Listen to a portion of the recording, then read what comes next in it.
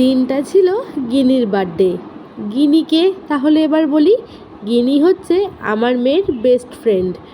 তো ফ্রেন্ডের যেহেতু বার্থডে, তাই সন্ধে সন্ধে কিন্তু রেডি হয়ে চলে গেছে গিনির বাড়িতে। তো দেখো এখানে সব বাচ্চারা বসে রয়েছে, কেক কাটিং করা হবে।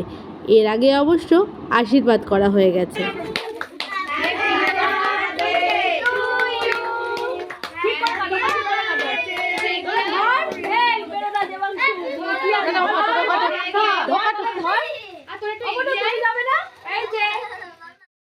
Cake cutting complete.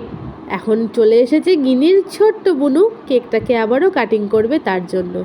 তো বাচ্চাদেরই তো আনন্দ, সব মিলিয়ে মিশিয়ে সন্ধেটা কিন্তু বেশ ভালোই কেটেছিল।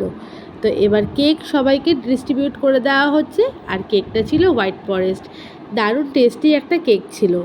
তো এরপরে বাচ্চারা বসে পড়েছিল ডিনার করার জন্য। আর